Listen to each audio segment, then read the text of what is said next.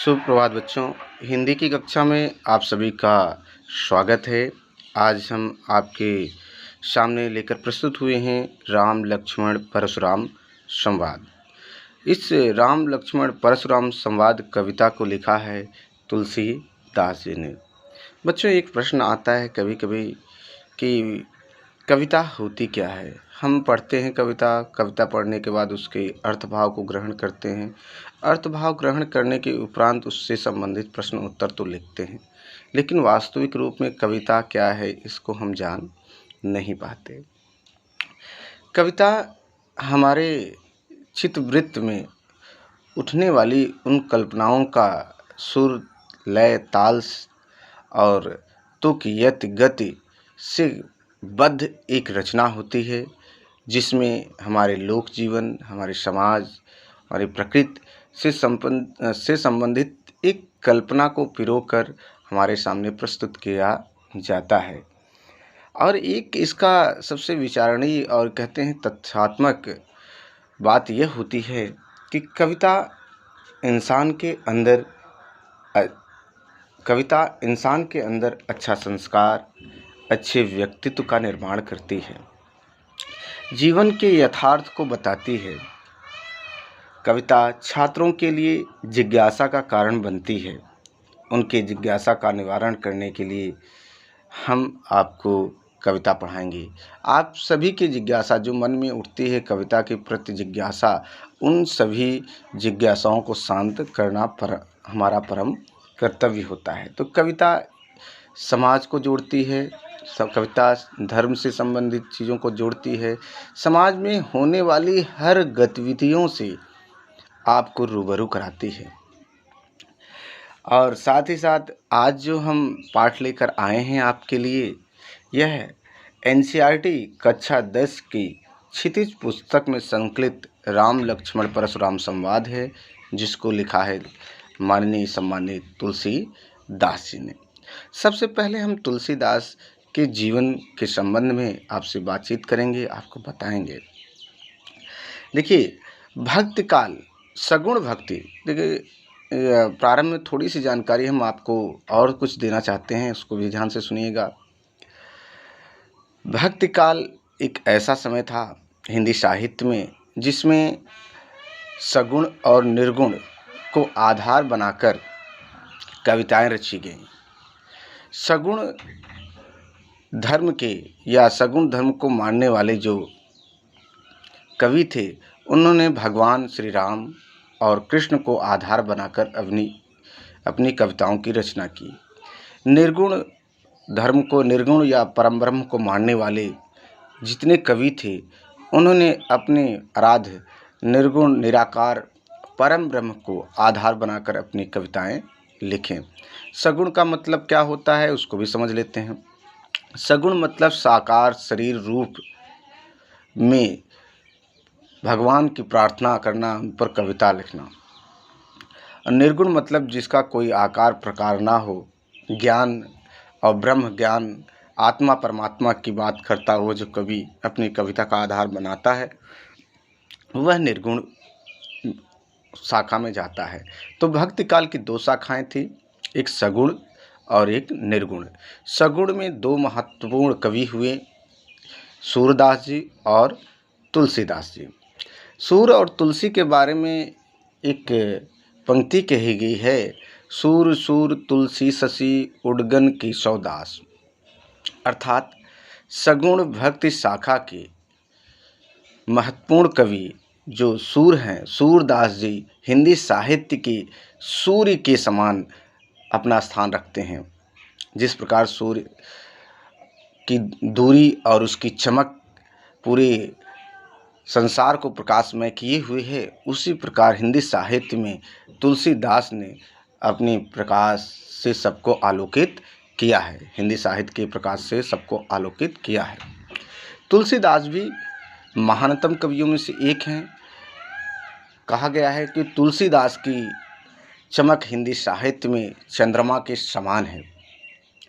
चंद्रमा की तरह ये भी आलोकित करते हैं पूरे संसार को साहित्य की धारा में।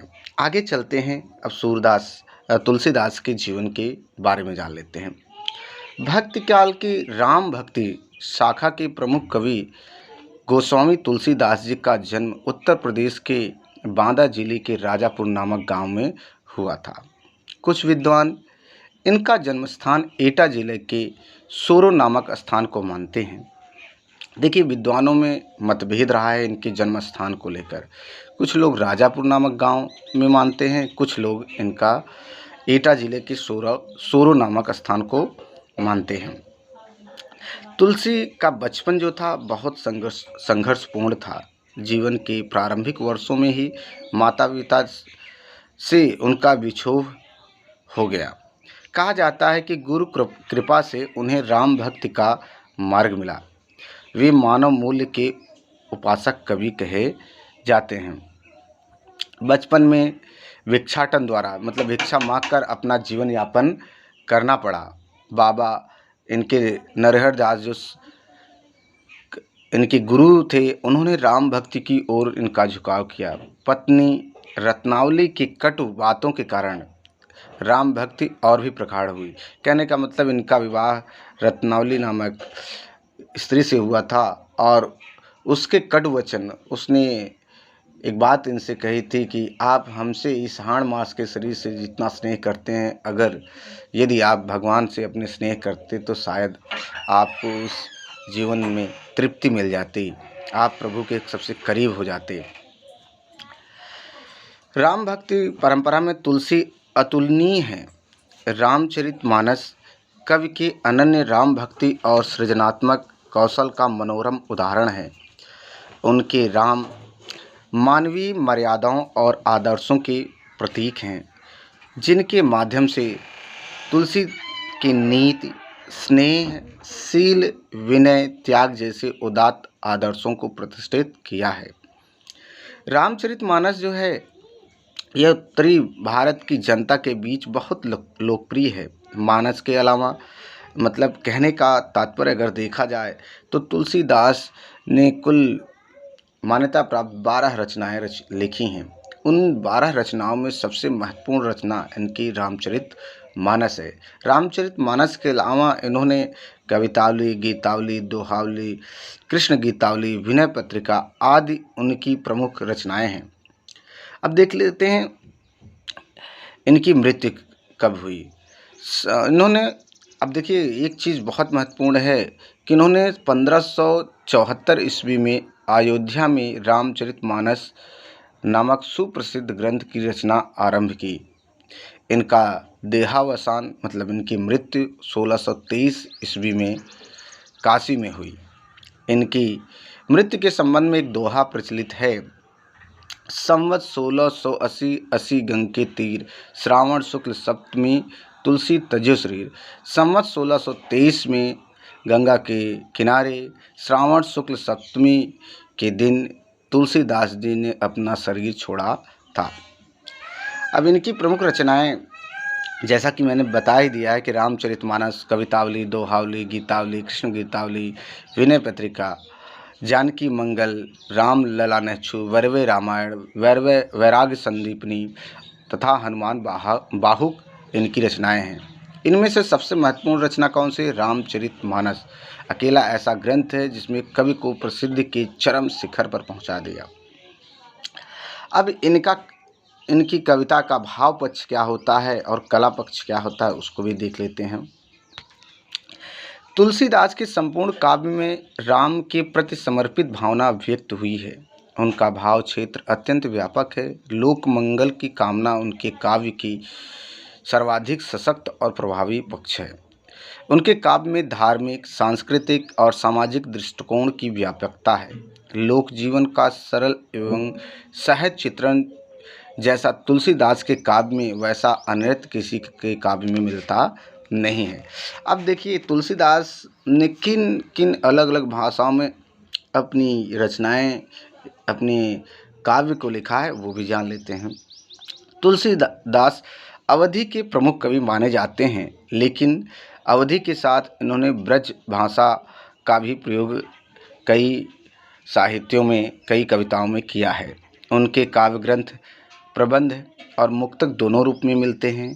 अब देखिए उन्होंने अपने जो ग्रंथ लिखे हैं उनमें किनका प्रयोग किया है, जैसे चौपाई, दोहा, सोरठा, हरि गीत का कवित्त मतलब किस प्रकार के छंदों का प्रयोग है, चौपाई छंद, दोहा छंद, सोरठा छंद, हरि गीत का छंद, कवित्त, पद आदि के आधार पर अपने ग्रंथों की रचना की है। उनके काव्य में किस प्रकार के रसों का प्रयोग किया गया है, कौन कौन से रसों का, वो भी जान लेते हैं। शांत रस, श्रृंगार रस, वीर रस, हार रस, करुण, रौद्र एवं वात्सल्य रसों का प्रयोग इनकी ग्रंथों में दिखाई देता है। और दूसरी ओर अनुप्रास, यमक, उपमा, रूपक, उत्प्रेक्षा और दृष्टांत जैसे अलंकारों का स्वाभाविक प्रयोग इन्होंने किया है। रामचरित का मुख्य छंद चौपाई, रामचरितमानस जो लिखा है इन्होंने, इसका मुख्य छंद चौपाई तथा बीच बीच में दोहे, सोरठे, हरिगीत का तथा अन्य छंद पिरोए गए हैं। विनय पत्रिका की रचना गेय पदों में की गई है। कवितावली में सवय और कवित्त छंद की छटा भी देखी जा सकती है। उनकी रचनाओं में प्रबंध और मुक्तक दोनों प्रकार के काव्यों में उत्कृष्ट रूप देखने को मिलता है। अब जो ये राम लक्ष्मण परशुराम संवाद लिया गया है, इसका प्रतिपाद्य क्या है, इन्होंने इसमें क्या दिखाया है। देखिए रामचरितमानस में कई कांड हैं, 7 कांडों में लिखा गया है, जैसे बाल कांड, फिर अयोध्या कांड, फिर किष्किंधा कांड, सुंदर कांड, लंका कांड, उत्तर कांड, कुल मिलाकर 7 कांडों में यह रामचरितमानस लिखा गया है। अब इस अंश जो आपकी पुस्तक एनसीईआरटी क्षितिज भाग 2 में दिया गया है, राम लक्ष्मण परशुराम संवाद, इसका थोड़ा सा वर्णन कर लेते हैं। देखिए यह अंश रामचरितमानस के बाल कांड से लिया गया है। सीता स्वयंवर में राम द्वारा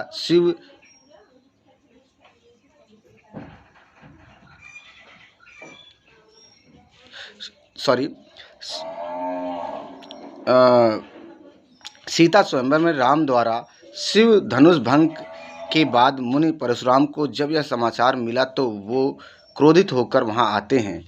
शिव धनुष को खंडित देखकर वे आपे से बाहर हो जाते हैं। राम के विनय और विश्वामित्र के समझाने पर तथा राम की शक्ति की परीक्षा लेकर अंततः उनका गुस्सा शांत हो जाता है। इस बीच राम लक्ष्मण तथा परशुराम के बीच जो संवाद हुआ उस प्रसंग को यहाँ प्रस्तुत किया गया है।